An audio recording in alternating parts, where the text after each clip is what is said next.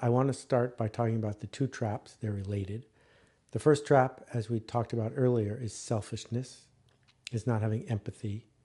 It's all this nonsense about points of differentiation, as if I care about your points of differentiation. I don't. And the second trap is the easy to follow playbook. Fill in the blanks. We are the blank point of differentiation who does that.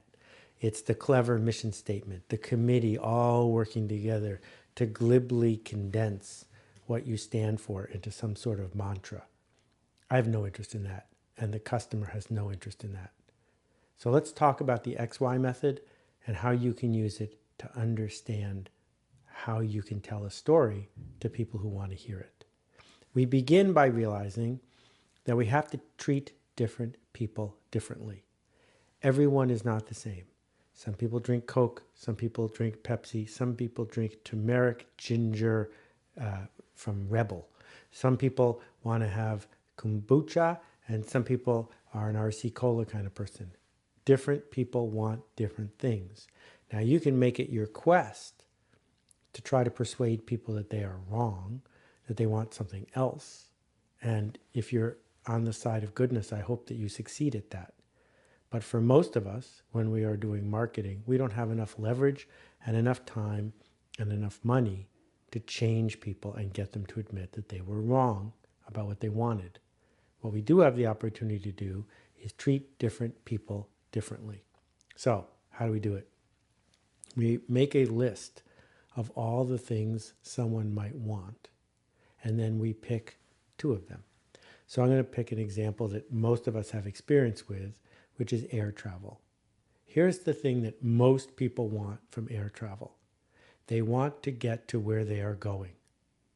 If you don't fly to Detroit, and I am going to Detroit, I am almost certainly not going to consider flying with you. Another thing that we want is safety. Mostly, though, airlines checked that box. The FAA made sure that they weren't going to crash out of the sky. And if we have satisfied what we want and we can't tell the difference, the thing we always want is cheaper. So now you have the marketing strategy for just about every airline. We go to where you want to go, and we are the cheapest. Well, you don't have to be a mathematician to do that math and realize that leads to a race to the bottom, because everyone, once you've paid for the plane, can get a little bit cheaper. So a bunch of years ago, American Airlines invented frequent flyer miles. And the idea there was simple. They could go in early. They could bribe the business traveler and say, you should fly with American because we're going where you want to go. We're as safe as everybody else. And you get a kickback. And once you have a few points from us, even if the other guys start offering points, you'll have enough points with us that you won't want to walk away. So there we have it. It's a version of cheaper, and it's a version of the fear of loss. And that was the airline business for a really long time. And now along comes someone, David Needleman, who wants to start an airline, JetBlue.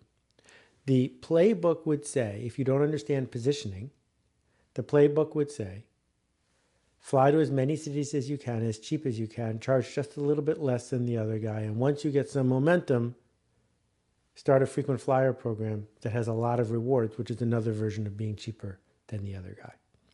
That's not what he did. What he did was he went down the list and he said, you know what some people want? Some people want to be treated like a human being. Some people want to have fun. Some people want to feel like they're getting something for their money. So working with my friend Amy Curtis McIntyre, what they did was they came up with two axes. And I'm going to draw them for you here because I'm not good at drawing, but I am good at this. So one axis, up and down, right here, you see that? Yeah. Is it going where I want to go? And another axis, side to side, is, are they nice to me? Do I get free snacks? Will I be treated like a human? Do they have a sense of humor? So I'm going to put a smiling face over here and a sad face over here. So what we see is that an airline that has decided it's a flying bus company that needs to keep its costs and prices down because they're the same as every other airline, and that needs to put the rest of the money into frequent flyer things, they're all over here, right? So I'm going to draw the logos up in this corner, whoop, over there. Those logos show you Delta, American, United, everybody. And some of these people were getting hurt on some routes by Southwest because they were even cheaper, right? So here's the challenge. What should JetBlue do? Well, JetBlue says, you know what we're going to do? We might not go where you want to go every time, but on the times we do go there, we're going to be over here. And so what would happen is if you got on a JetBlue flight and asked for a bag of potato chips, blue potato chips, sense of humor, they'd give you 2. That when Amy was building the airline, one of the ideas she had was having a dress code. That when you get on the airline, there are going to be people wearing silly outfits. Because in fact, one thing she could have done, almost did, was give the best dressed person on the plane a free ticket on the next flight, sense of humor.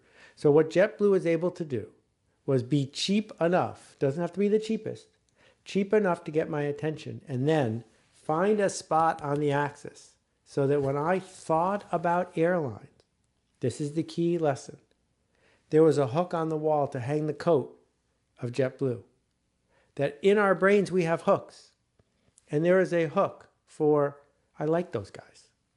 That hook had not been taken in the airline business. Now, it's a fragile hook because over time, as JetBlue got bigger and went public and all that other nonsense, they stopped being people we like as much. But for a long time, you can build a business on that hook when everyone else is over there. But that's not the only hook. That we can look at these axes and do it for lots of things. So let's say the thing I look for in a bank is there a branch near me? That's one of the things I could put on the list.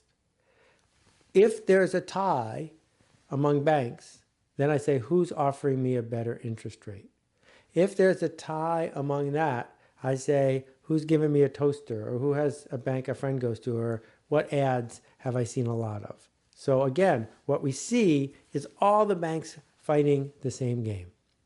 So if you want to start a bank, maybe what you do is you start a bank that has no branches at all. Therefore, what you've done is eliminated people who aren't willing to go to a bank that doesn't have a branch near them. But you've set yourself up to be all the way over here for people who don't have that need. Those people, maybe what they care about is it's super simple, it's super fast, it pays me all sorts of prizes and money and everything else. Or maybe they just take the money they save on branches and run a ton of ads because I have a hook in my brain for that, a famous bank.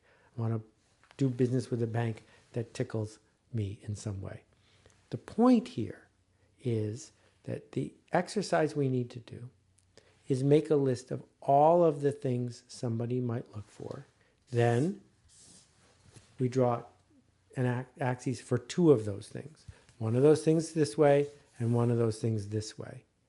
And then, if we've done our job right, we're going to discover that almost all the competition is in one of these quadrants right here, and we can be in a different quadrant all by ourselves. And if we can be in a quadrant all by ourselves, then we get a chance to have people remember us, to understand us, to believe in what we are trying to do. We stand for something. So if I think about the computer business in 1984, 85, this was shortly after IBM came out with the PC. And they were in the business of licensing. They hadn't started yet, but they were about to license the PC to Dell and Compaq and Acer and hundreds of other companies. So Microsoft was the operating system, and you could pick any PC you wanted as long as it was black, right? If you wanted to get in the computer business then, the thoughtful way to do it, if you didn't understand positioning, was to out Dell, was to out Acer, was to say, we're just like those guys, except we're a little faster or a little cheaper. Fast and cheap were the 2 axes, right? If you wanted a fast and cheap computer, you'd say, what's the fastest? What's the cheapest? I'll take that one. But the thing is, everyone was fighting for fast and cheap. So Steve Jobs came along in 84, it took till 88 till they got it right. And they said, you know what the Mac is? It's not fast. And it's not cheap. We're going to draw different axes. And the axes are, let's say, fashionable and simple.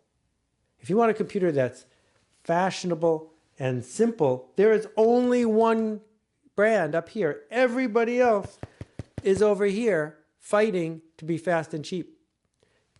When you draw your axes, you have a shot. Now, you have to tell the truth. You have to build something that matches the axis. So there are restaurants in New York City who say, this place is slow and expensive. And if you're looking for fast and cheap, go over there. But when we deliver something that is slow and expensive, we're going to give you a story about it that makes it worth telling your friends. Or just up the street, a restaurant called Carmine says, we specialize in serving you more garlic than anybody else and larger portions than anybody else. So if those two things are axes that appeal to you, everybody else is over here. They're stingy, they're reasonable food, it's not going to make you smell tomorrow morning, and it's a restaurant. But if you want Carmine's, they're in a category unto themselves. So that's the project. When we think about positioning, we're doing a service for the customer. They have hooks in their head. They want to hang something on that hook. They have needs that have been ignored by everyone who's rushing to be part of the crowd. That when we do a good job of positioning ourselves, we're doing the opposite.